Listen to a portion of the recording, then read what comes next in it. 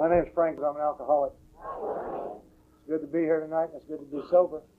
And for the people that said they were new or had less than 30 days, I can tell you this. If Alcoholics Anonymous didn't work, I wouldn't be standing here tonight. I'm a comfort creature. I like to be comfortable. I like to feel good. And if AA didn't work, I wouldn't be here. The other thing I can say is I don't go to ACA meetings. I'm not dysfunctional. I'm not codependent. I'm not an affected member family syndrome attendee. I'm an alcoholic. That's it. That's all I am. I drank badly, and then when I didn't drink, I acted badly. And then I had to drink, and when I drank, I acted badly. And that's kind of the way my life went. I have no reason to be an alcoholic. I mean, look at me. Do I look like an alcoholic? No. When I was growing up thinking about what alcoholics should look like, I visualized a lot of you people. So, except Ann. I didn't visualize Ann. I don't want her on my case later, okay? I want to thank Ann for asking me to come up here and participate at this meeting. But I have no reason to be an alcoholic. I come from an absolutely phenomenal home. I have a fine mother and father and 2 brothers. And my childhood was absolutely ideal. It couldn't have been any better if I'd have written out a script for it. My father and mother didn't drink that much. My father worked the same job for over 40 years. And him and my mother this year will be married 50 years. And I don't understand those two things, long-term job or long-term marriage. And I was born with an amount of ability to play sports. I like to play football, basketball, run track. I played Little League baseball. And I just had a good upbringing in Danville, Illinois. And it was just ideal. Now, I had a couple of problems that I wasn't aware of until I got sober, and I looked back over my life and did my inventory and everything. And But at the age of 6 or 7, I started playing doctor with the little girl next door. I don't know where that come from. I was raised in a good home, and I knew about the 10 Commandments, and I knew right from wrong, and I knew that was wrong, but it felt good, so I kept doing it, and I just stuffed the guilt. And Alcoholics Anonymous hasn't changed that, guys. I still like the differences today. So it's not going to hurt you if you're new there. And the other thing, I had a problem with perfectionism growing up. When Mom and Dad would go to the store or something, I'd wash or wax the floors, or I'd polish the furniture, or do the storm windows or something to feel like I belonged to that family, because I didn't feel like I belonged to it. And I could spot dust on the carpet at about 50 feet. And I can still do that today, and it just makes my wife crazy. She asked me, she says, why are you always walking around? See, look at the lint here, for Christ's sake. She asked me, why are you always walking around looking down? And so I quit doing it. Now I look up and spot the cobwebs in the corner, and there's stuff hanging down over here. And I can't win. Everything just has to be perfect and be in its place, or I get very uncomfortable when I try to manage and control it. And I don't know where those feelings come from. And, you know, I grew up during the era of John Wayne and Wild Bill Hickok and Lash LaRue, and the other thing I wanted to do was be macho. I wanted to be macho, and look at me. I look like Mr. Peepers, for Christ's sake. And Mr. Peepers isn't macho, but, you know, I wanted to be that way, and I was afraid. And playing ball and stuff, you know, I'd go there with those guys, and I wanted to fit in with that crowd and that clique and be a part of those guys and just go with those guys, but I never felt a part of that because they scared me, and I had secrets that I couldn't tell these guys.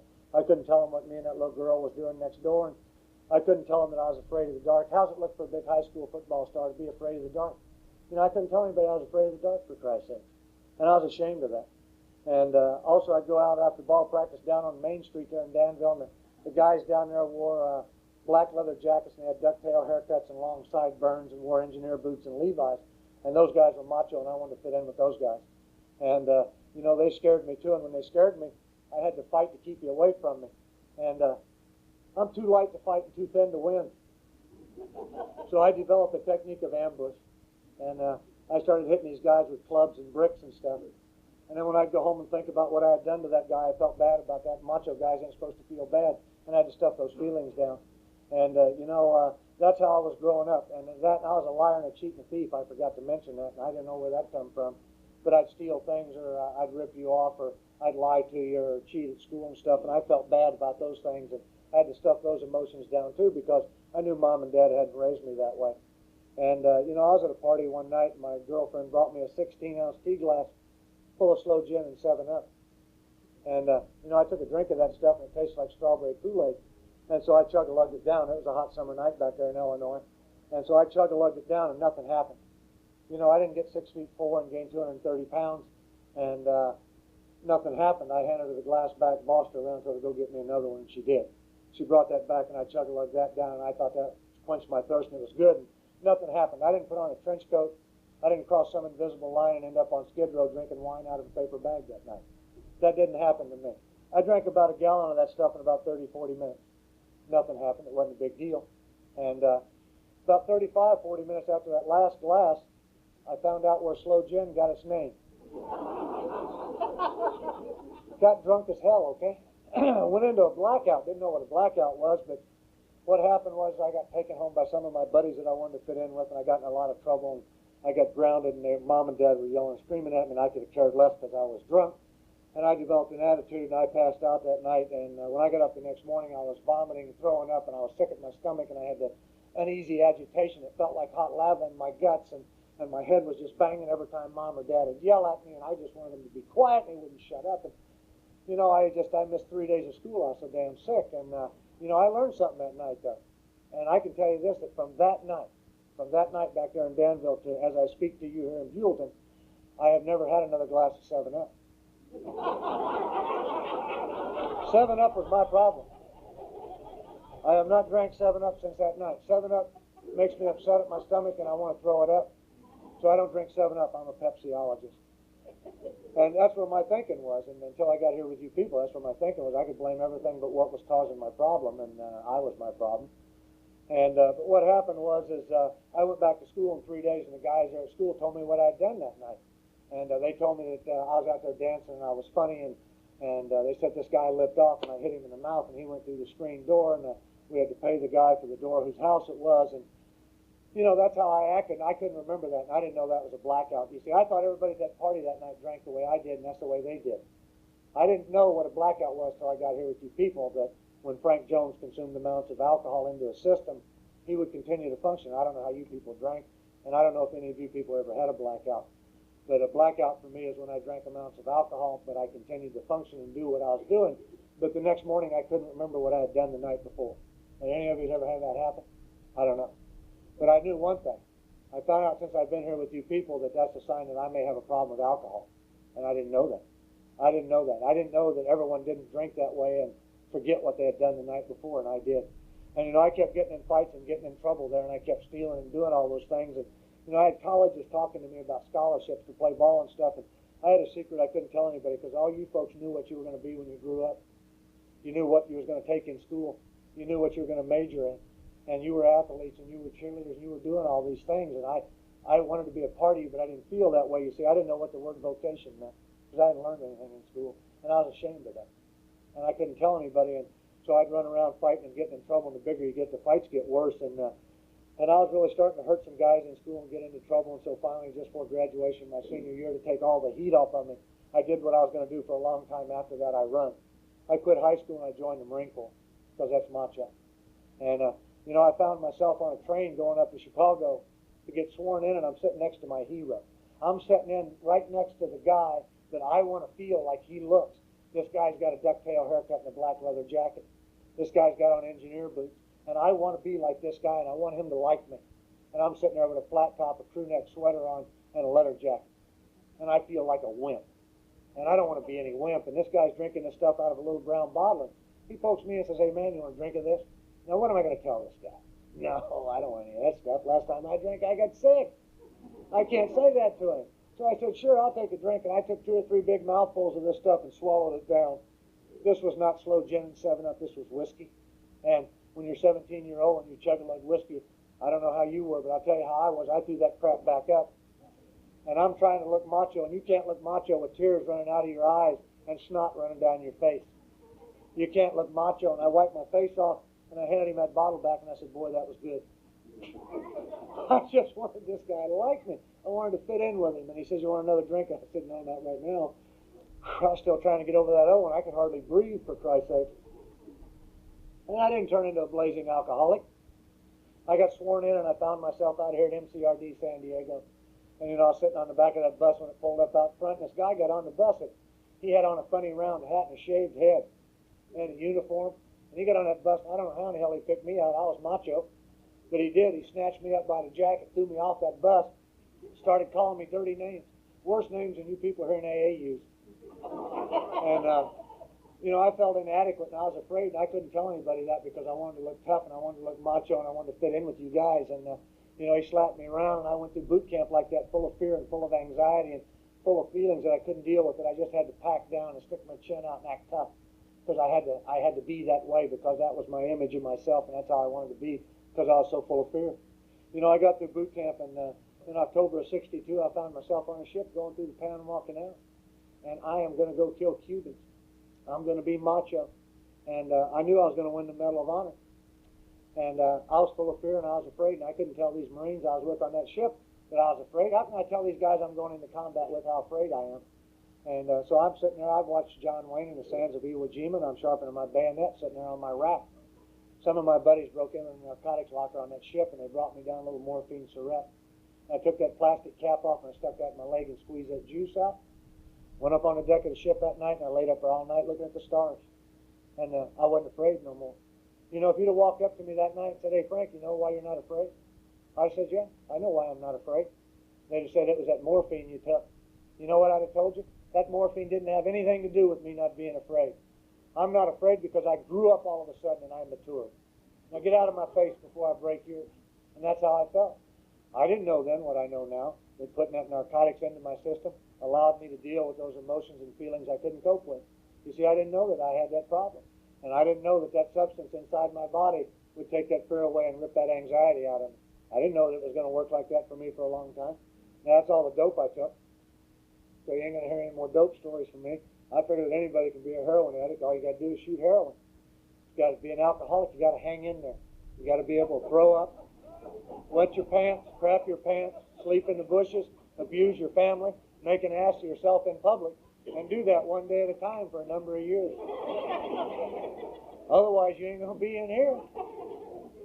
And I knew I had to be here tonight, so I hung in there with it. And what happened was I didn't get to kill any Cubans, and that upset me. And we went back through the Panama Canal, and in '63, I found myself in the Far East in Okinawa. And the first night there, the guys I was with said, "Hey, Jones, let's go out and get drunk." And I said, "Let's go." Now, I didn't say we're going to go out and have a couple of beers, and I'm going to go back and write letters to Mom and Dad. You didn't hear me say that. They said, "Let's go get drunk," and that's what I set out to do. And what happened was we bought a Typhoon fifth of sake. It cost us 75 cents, and it's about this big. Holds about 2.5 gallons of that stuff. And it's a rice wine, and it's about 400 proof, I think, because it will burn if you light it. And all these guys that I want to fit in with and be a part of are standing there passing this big bottle around, and they're drinking it. And they passed it to me, and it looked like water, so I drank it like water. And I took 5 or 6 big mouthfuls, and I swallowed it down, and you know what happened? Threw the crap back up again. Eyes watering, snot running down my face. I do not feel macho again. I feel like a wussy, and I don't want to be any wimp. And that's what I felt like. And these guys are drinking it and holding it down, laughing and poking themselves and looking at me. And I'm drinking it and throwing it up and drinking it and throwing it up. And I knew that I couldn't let throwing up bother me. I had to be here tonight, so I just hung in there and drank it. And, I finally held enough of that stuff down and something happened to me. And I remember it very distinctly. I held enough of that sake down, and I looked at those 5 or 6 guys I was with, and I realized something. I realized that those 5 guys were all punks, and I didn't need them. And I went out on the Ville on my own that night, and I spent my whole paycheck on wine, women, and song. And that's the last night I put any money in the jukebox because I figured it was a waste of money. What happened was I got drunk. I got drunk drinking wine, and I got drunk drinking sake, and because there was no drinking age. And I went into a blackout, and the next morning the guys told me what I had done. They told me I got in a fight, and I hit a guy with a pool cue in the face, and that the MPs were looking for me. And they told me that I remember taking this little Nissan to her house, and this guy was with her because he went with the other girl, and I gave her some money, and we did what we had to do. And she went to clean up, and when she did, I stole my money back, and I set her little house on fire, and I split. And I thought that was macho. Made sense to me. I thought that's what Marines do. And when these guys were telling me that, I was ashamed of that. And I felt bad about doing that. And I couldn't tell these guys that because they were all laughing and kidding. And I wanted to be a part of those guys so bad. And, I had this bad headache, and I went in the head and I threw up, and my stomach was upset, and I was ashamed of myself. And I had to push that shame down inside me. But, I found out a secret that morning. I went to my locker, and I got out a bottle, and it had a big red dot on it. And it's Akadama wine. And I found out if I drank that Akadama wine and I drank a little bit of water, that shame went away, that guilt went away, and that remorse disappeared. And, my headache went away, and that upset stomach settled down, and I was solid again. And at the age of 17, I became a morning drinker and a daily drinker. and I became the ugly American over there because I did a lot of fighting. And the Marine Corps frowns on that. And I started making rank and getting busted, making rank and getting busted, and I get office hours and court-martial. And if you'd have come up and told me, Jones, the only reason that all these things are happening is because of that alcohol you're drinking, I'd have told you you're crazy, man. Alcohol ain't got anything to do with any of these things. You see, alcohol wasn't the problem. That company gunny was the problem, or that other Marine was the problem, or those little Okinawans over there are the problems, or it was the people around me. And what I got into the habit of doing was blaming people, places, and things for what I was doing. You know, I never looked at me as being the problem. I never looked at alcohol as being the fuse that ignited it. All I did could blame other people all my life until I got here with you people. And then I had to take the blame myself, and I had to put my problems right on my own shoulders. And I didn't know that. But I blamed a lot of people, and really got in a lot of trouble over there, and I hurt a lot of guys. And I was running around thinking I was macho and getting this recognition. And, you know, I run out of money over there one day, and I was starting to have a little shakes and DTs and stuff, and we needed some money to drink on, so me and my buddy decided to rob a cab driver. And we come out of this bar, and we hail this cab down, and when the cab driver stopped, I jerked this cab driver out of the cab, and I pinned his head down to the asphalt, picked up a rock the size of a softball, and I beat that man's face in with it that day. And Marine Corps really frowned on that. It was during Kennedy's People-to-People program. And I was going to get a general court-martial for assault with intent to commit murder.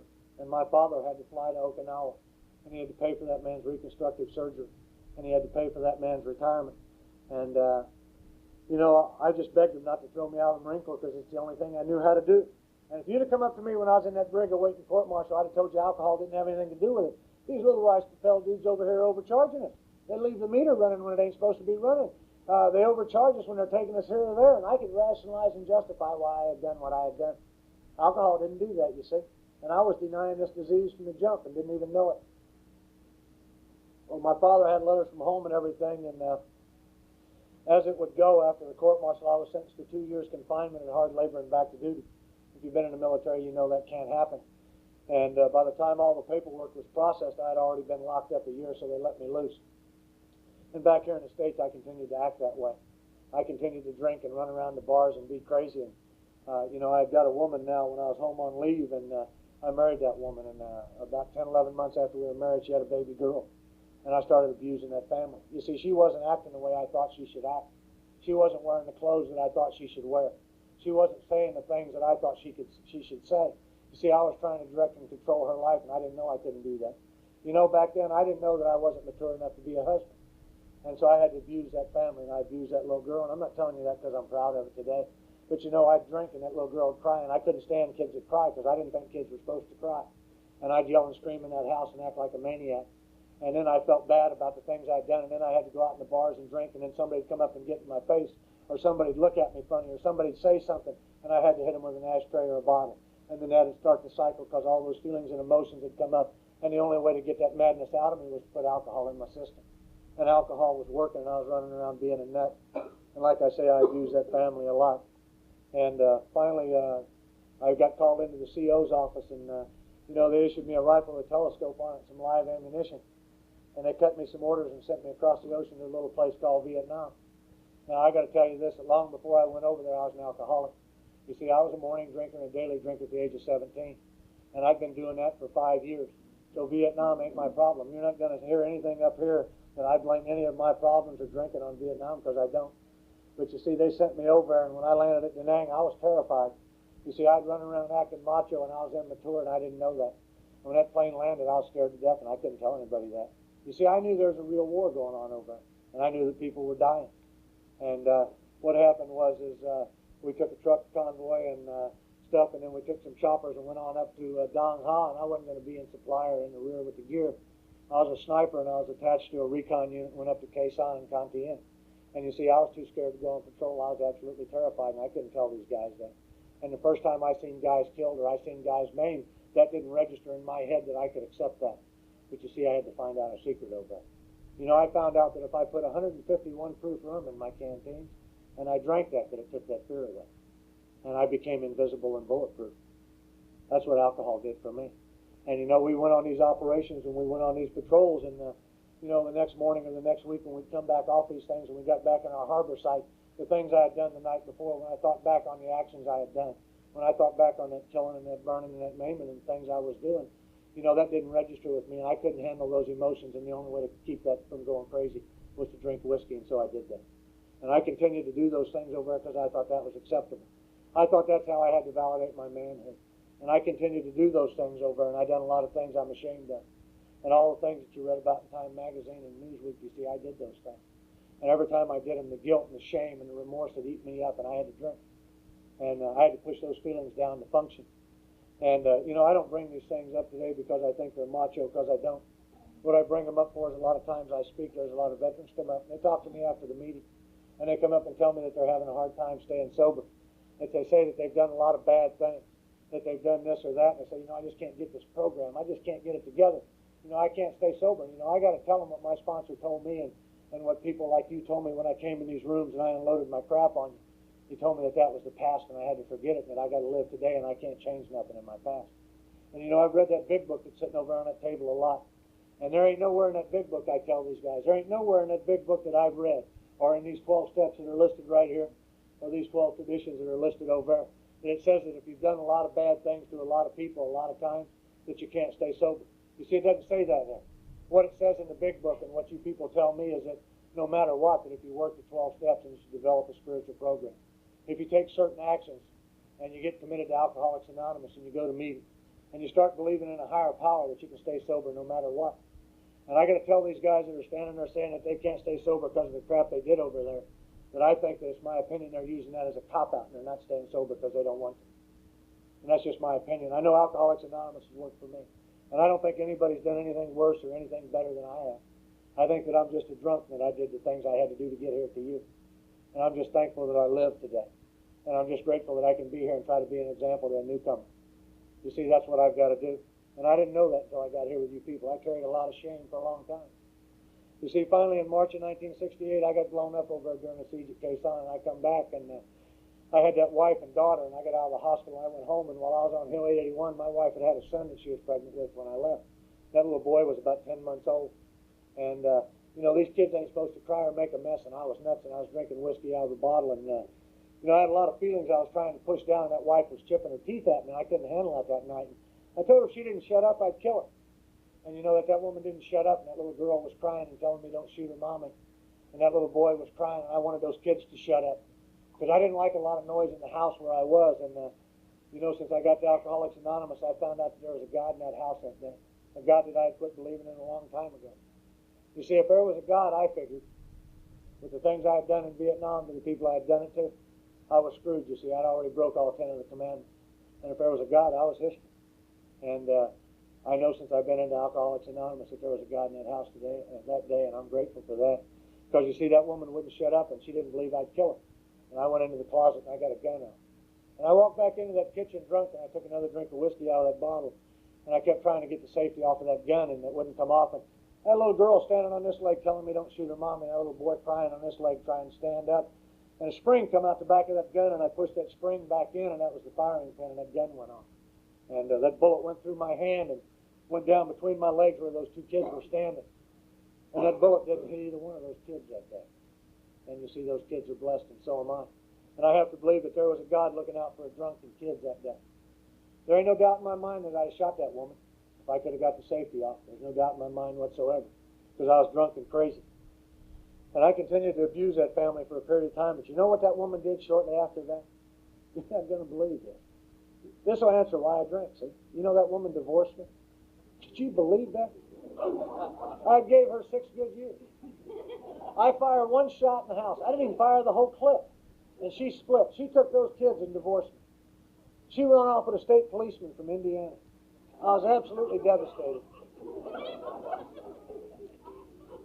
And that caused me to drink, and I was running around, and I went on the drill field, and I became a drill instructor, and I started abusing the recruits. Started stealing from them, and I'm not proud of that either. And I was still fighting in the bars, and I started carrying a gun. And I started urinating a little blood, and I started getting crazy. And I couldn't handle it here in the States, and I met another woman, and her and I were getting close, and I started yelling and screaming at her, and I was just absolutely a maniac, and I wasn't meeting any of my responsibilities or anything, and I was still a nut. And things had just got a lot worse, and I finally went into the SEAL and requested Mass and got to go back to Vietnam for another tour. You see, I wanted to die over there because I had no self-worth now. And I hated myself, and I wanted to die, and I figured the only way to do it would be to go out in a blaze of glory. So I did that. I went back to Vietnam. And I got with an infantry unit, and this time things got a lot worse over there. And so did my drinking, and so did the things I was doing. And I had a lot of shame, and I had a lot of cause to drink to push those feelings down. And I bring up this one instance because it shows me where alcohol can take me if I allow myself to drink it again. We were getting ready to cross a river one day, and we was going to do what we had to do, and I'd been drinking all day, and I was crazy, and I was afraid. I had a radio man, and he couldn't swim. And he come up to me, and he said, "Hey, Jones," he says, I don't want to go with you. He said, "I don't want to get in the boat." He said, "I can't swim, and when you're drunk, you're crazy, and I don't know what you're going to do." And I pointed my shotgun at him. I told him, "If you can get in the boat, I'll kill you myself." And he got in the boat, and I took the tune across the river, and we did what we had to do. And coming back, I was in a blackout, and something happened, and I don't know what that was. And I know the boat tipped over. And, I come out of my blackout, and I had a hold of that man, and I know that I'm lifesaver qualified. And I know that I became full of fear, and I was afraid, and I put my feet in his chest, and I kicked off of him. And I swam ashore, and when I got ashore, I looked back, and, he didn't come back to the surface. And I knew I was responsible for that man drowning that day. And, I carried that for a long time. And the only thing that took the madness away? The only thing that took that madness out of my head and out of my guts is a squad leader brought me over a bottle of whiskey.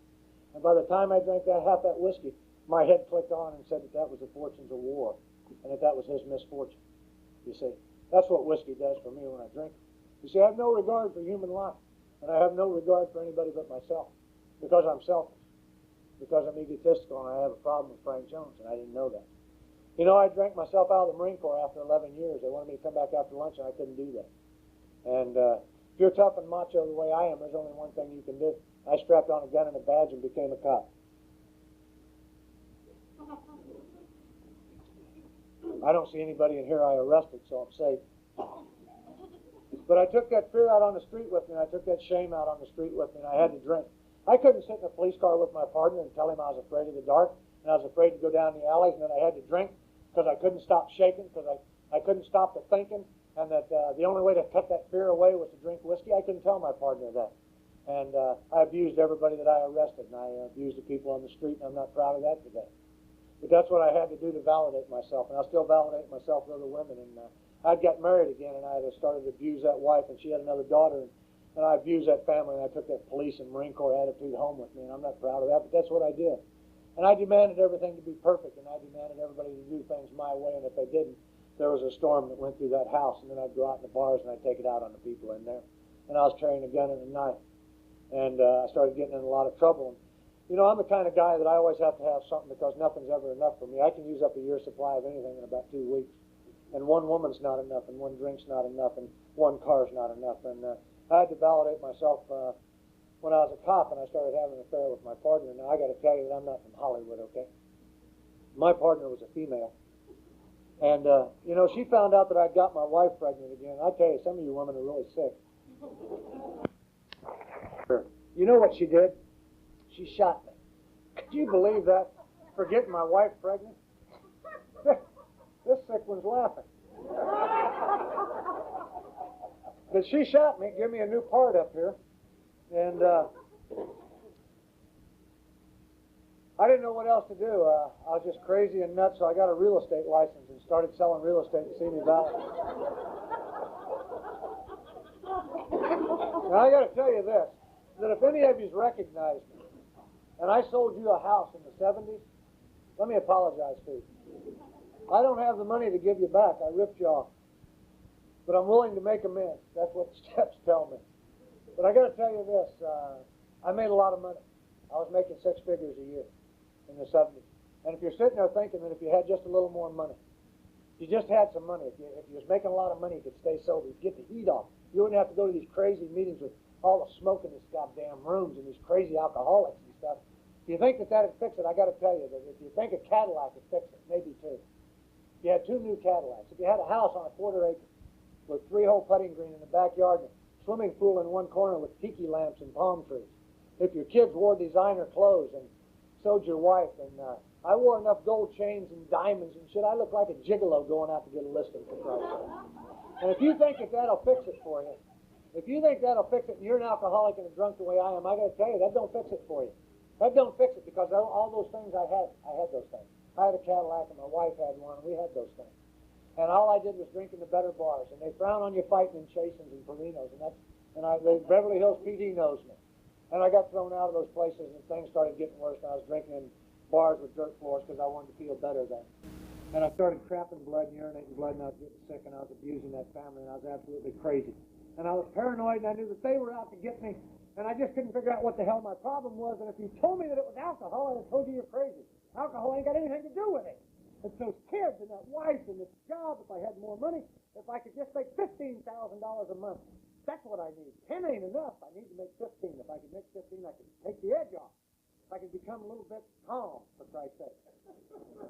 And at the age of 36-year-old, I looked around, and everything I'd worked all my life to get was gone. All I wanted to do all my life was be like my dad. My dad, he's just a good man. He's my example. God, I love him. And that's all I wanted to be like with him. And him and my mom, and I just wanted to have a family and just try to be normal and have a house and work a job. And everything I'd worked all my life to get was gone. The wife and kids moved up to San Jose with their parents and lived in a trailer. And the 2 Cadillacs were gone, and the house on the quarter acre with the pool and all that crap was gone. And everything I owned was in a cardboard box in the back seat of a stolen car. That's a rocket to start him from being a cop and making $100-some thousand a year. And I didn't know what the hell my problem was. So I changed brands of smoking. You see, this is the only disease in the world that's killing you, and your head says you ain't got a problem with it. It's a disease of denial. If they told you tonight, hey, if they told me, Frank, you got cancer, you got to go get chemotherapy for an hour and a half every night, you can bet what you're sitting on that my ass would be taking chemotherapy for an hour and a half every night. This disease tells me, you worked hard today. You don't have to go to a meeting tonight. This disease will kill you. I don't know about you, but it'll kill me. And it's the only disease in the world that's killing you, that your head says you can take the night off. And my alcoholism does this. I got to tell you how alcohol is for me. It's cunning, baffling, and powerful. After I miss a meeting, I don't get the shakes and want to take a drink and get crazy. My head says you didn't get drunk last night. Don't go tonight. You don't have to do it tonight. You don't have to show up for your commitment. Dismiss it. You see? But I changed brands of cigarettes because alcohol wasn't my problem. I went to Old Gold and then to Viceroy, switched to Winston. Winston made my gums bleed and my skin turn yellow. So I went back to Camel. I had a 42-inch waist, and I was vomiting and crapping blood, and I couldn't figure out what the hell my problem was. And this woman took me in, and I was pacing her floors, and I was crazy, and I went and got a physical, and I walked into this doctor's office, and I drove my stolen car over there, for Christ's sake. It was a 73 Oldsmobile. And I was just nuts. And this doctor gave me a physical, and he called me back in, and he said, Mr. Jones, he says, if you don't quit drinking, you're going to die. He says, you're an alcoholic. And he says, you've got less than 6 months to live. He says, you've got cirrhosis of the liver. You got a hole in your throat from vomiting. You got a stomach and lung infection and hepatitis. And that's why you have a 42-inch waist. And he says, if you don't stop drinking, you're going to die. You're an alcoholic. And that's the first person that ever told me I had a problem with drinking. And I got to tell you, you know what I felt when this man told me that? I felt relief. I told him, thank you. I appreciate it. Because I wanted to die and I didn't have the guts to kill myself. Because I couldn't shut my head off. And I couldn't shut off my stomach and the feelings and the emotions and the craziness and all the things I'd done all my life. And I couldn't handle it no more. I was tired, for Christ's sake. And I walked out of that man's office. I picked the beer up off the floorboard of my car, and I drove to the liquor store and bought a fifth of whiskey and a case of beer and drove back to L.A.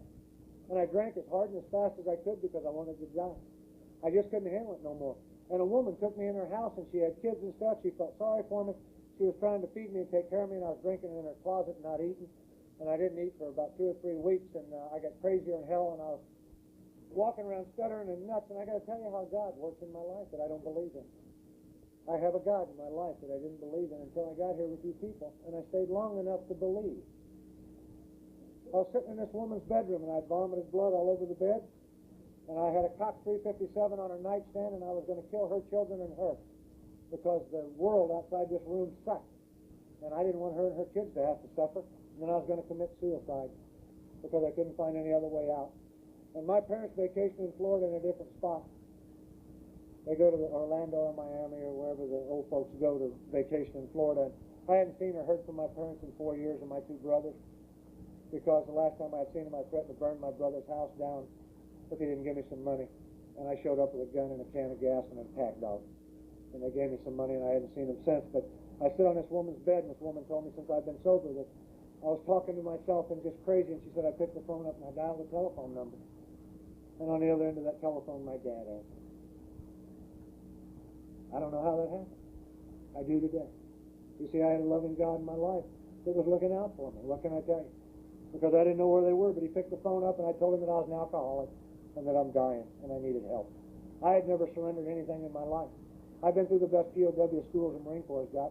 I've been through the best psychological warfare school the military's got, and I can stand a lot of physical pain. I can stand pain. And I was done. And I just sit there on that bed and I just cried. And I didn't remember calling him, but he got the number where I was, and I ended up back in a hospital in Indiana. And in that hospital, they lashed me down to this bed because they said that I'd become unruly. And they give me shots of vitamin D and magnesium to help me with my withdrawals, and I was supposed to get 5 or 6 shots, and I had 24. And they said that my wife told me since I got sober that they had called her and said, I think you better fly back to Indiana. We don't think your husband will live through DTs. He's physically addicted to alcohol the way a heroin addict is to heroin. And you know what my wife told that doctor? You're not going to believe this. I have been hurt all my life by women. It's a wonder I'm not gay. She told the doctor, let that son of a bitch die. Can you believe that? I don't know why you're laughing. I didn't die. That's not funny. I didn't die. This isn't some illusion up here. I didn't die, and I'm glad. And so is she, because this year we'll be married 18 years. And she's my best friend today. And today I don't have to validate myself for another woman.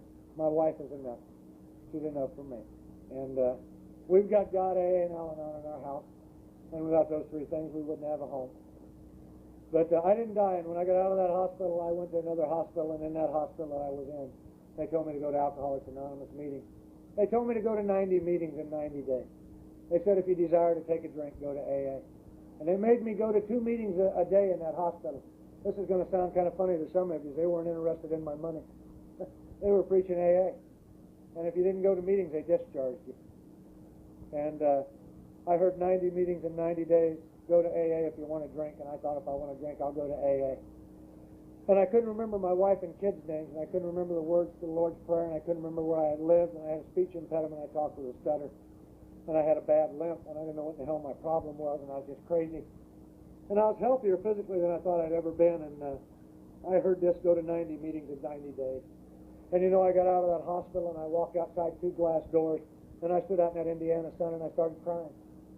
And you see, I didn't know why I was crying. But you see, I broke all 10 of the commandments. And all the lying, cheating, and stealing I had done with my parents come down that sidewalk and got up on my chest and started choking me out. All the things I had done to those 2 wives and those 4 kids came down and got up on my chest and started choking me out.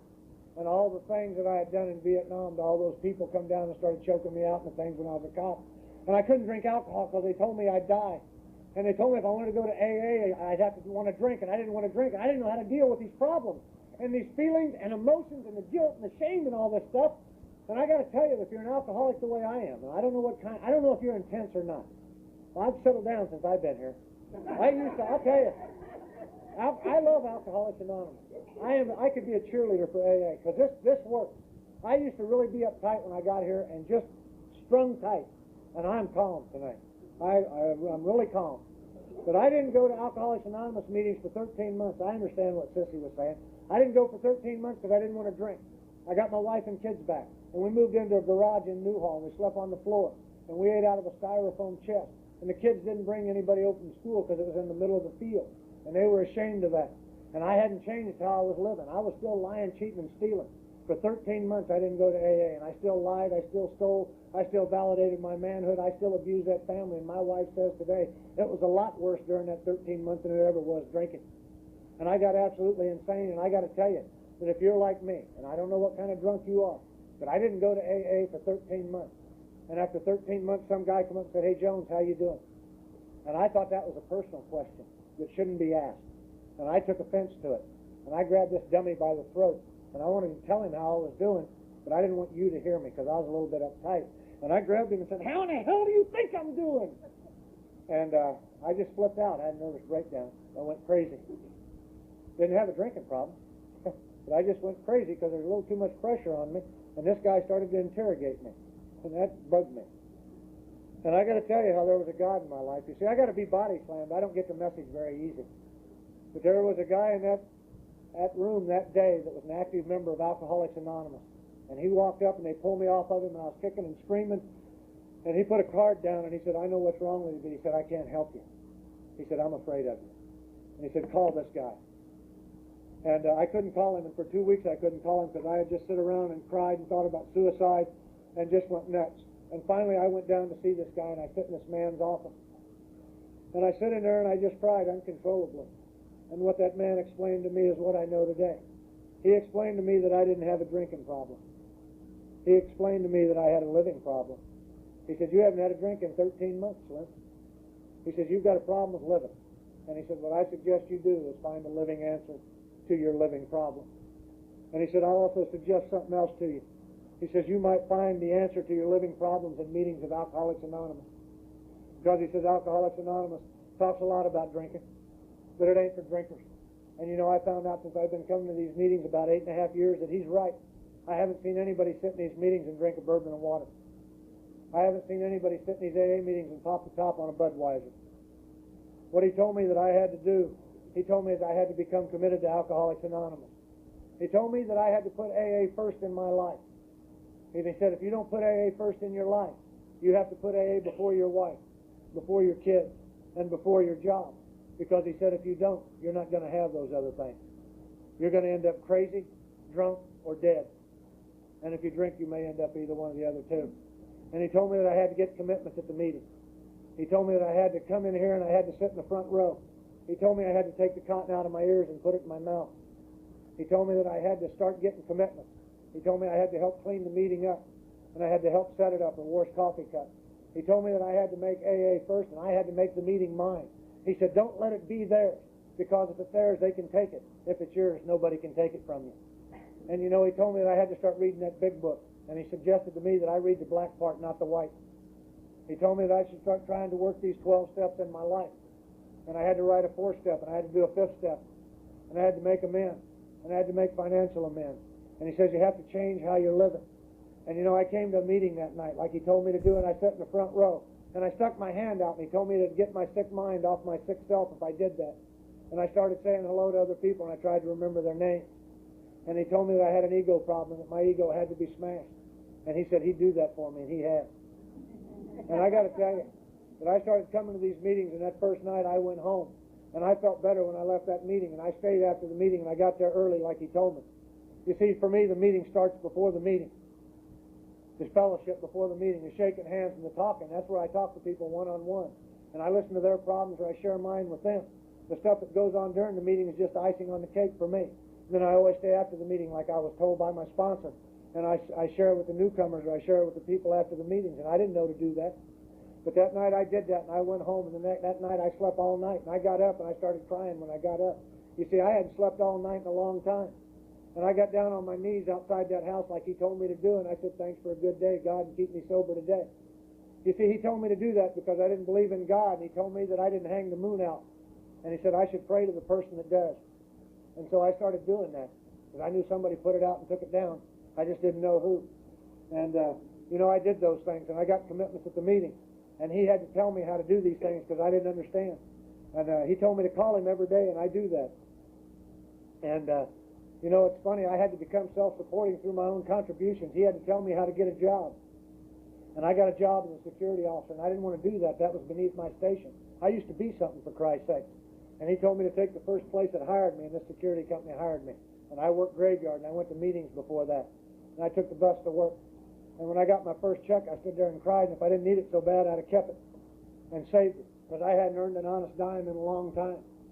And, you know, I came into these meetings and I watched you people. I watched your example, and I watched how you acted here. And you know, when I walked into these meetings, you didn't ask me where I had been.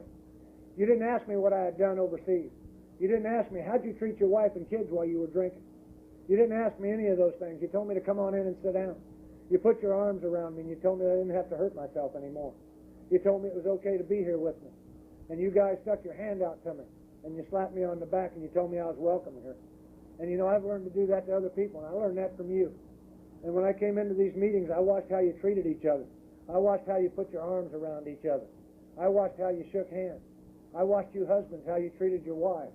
I watched you guys with your girlfriends and you girlfriends with your boyfriends and your husbands. Because you see, I didn't know how to treat anybody when I got here. And when I left these meetings, I tried to take that home because you told me that's where I had to do it. You said you got to do it at home. Doing it here is easy. You see, I can be wonderful to you people in here because you're what I am. You're a drunk. I know what's behind your belt buckle. You know what's behind mine. I don't know what's behind hers at home. I don't know how she feels. I say, hey, how do you feel about that? She says, it don't bother me. I said, Jesus, it pisses me off. It gets me crazy.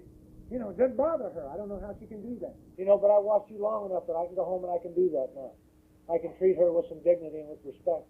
I can allow her to be an individual. That's what you've shown me here by your example. You see, I watch you very closely. You know, I try to work these 12 steps in my life, and I'm not perfect. I still lie today. I try not to. And when I do, I try to make amends right then. You know, I'm just trying to change. My sponsor tells me I'm not going to ever rise above human. He says, you're just going to be a human being, pal. And he says, all you got to do is suit up and show up and just do the best you can. And I just get here and try to look alert. I try to do that at the job. I try to get there on time. I try to give them an honest 8 hours. You know what I find when I don't? I find when I go home, I start picking on my kids. When I cheat at work, I take it out on somebody else because it's me that's doing it, and I don't want to blame me. You see, I couldn't look in the mirror for a long time when I shaved, and now I can. And a lot of the times I like it. I got to tell you here what you've done for me. I got to tell you. You see, Alcoholics Anonymous hasn't given me the clothes that I'm wearing tonight. AA don't issue duds. So if you're sitting here and you're short on threads, go down to Mervyn's or Kmart or Nordstrom's or wherever you buy your duds. You can't get them here in AA. You can by using the tools you learn here, by getting a sponsor and following direction. And by watching the examples around you, you can learn how to get a job and become self-supporting. I have. Alcoholics Anonymous hasn't given me the car I'm driving tonight. I had to pay for that. I had to get it. And I've done that. Alcoholics Anonymous didn't get me the job I've got. It's not an employment agency. It's not a dating service. For me, Alcoholics Anonymous is a place where you come to deal with a life and death disease. You see, if I don't do something about this disease, it'll kill me. And if I get really pissed, it may kill you. Just depends on where my head is. And as long as I stay here with you, I stay calm a lot of the time. But what Alcoholics Anonymous has done for me, it allows me to go home tonight to one woman. It allows me to kiss her when I get home, tell her I love her, and that it's okay.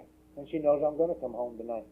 It allows me to sit down and eat a meal, and I don't throw it up. Alcoholics Anonymous allows me to stand and shave in the morning and look at me and look back at myself and feel comfortable with me most of the time. You see, I used to hate myself so bad, I couldn't look in the mirror when I shaved. I was 3 years sober before I could ever look at myself in the mirror. I just really hated myself. You know, I used to abuse that family, and I watched you with your children in the meeting. I watched how you touched your kids. I watched how you treated them and how you let them be kids. And you said, go home and try to treat your kids that way. And, you know, I went home and tried to treat my kids that way. And I got a teenage daughter today, and you showed me that all I have to do, I don't have to look in that room and see that crap that's on the floor that's ankle deep. I don't have to look at the curlers and the pantyhose and the bra and the bed unmade and all the crap in the papers. You said, just go over and close the door. You don't have to look in there. And I didn't know that, and so I can do that today, most of the time. There are times that I look in there and I get a little quiffy. And my sponsor says to test how you're doing, look at your daughter. If she's doing okay, you're okay. If you look at your daughter and you got a problem with her, you better work on you. I learned that, see. I learned a lot of things here. I got a little girl at home, 11-year-old. And she's my all-time favorite 11-year-old. And she was 6-year-old, you understand, 5 years ago. And that little girl would never touch me. She'd never hugged me. She'd never kissed me. She'd never told me she loved me, ever. When I walked by, she used to duck. She didn't like me very much. She was afraid of me. And I watched you with your children for a long time, and I kept going home, and I kept touching her and saying, I love you. I love you because you told me to do that, and so did my sponsor. And I went home long enough that I'd been sober about 3 years. And I was getting ready to go to a meeting, and we'd moved into a real house with real furniture. And they were starting to bring their little friends over to the house. And this little girl ran by my chair, and she stopped, and she turned, and she looked at me. And she crawled up in my lap, and she put her arms around me. And she gave me a kiss. And she said, I love you. And, you know, you folks give me that. You showed me how to take that home, and that was what I got for doing that. And that little girl has done that a lot since then. Tonight, when I left, she gave me a kiss and says, be careful. And she's 11. And I didn't know how to do that. I used to go to school with her, and I sat in her classroom, and I went and had lunch with her and her little friends last year, and they asked me to come back. And kids didn't do that when I got here. And I got all those little kids in trouble for making too much noise.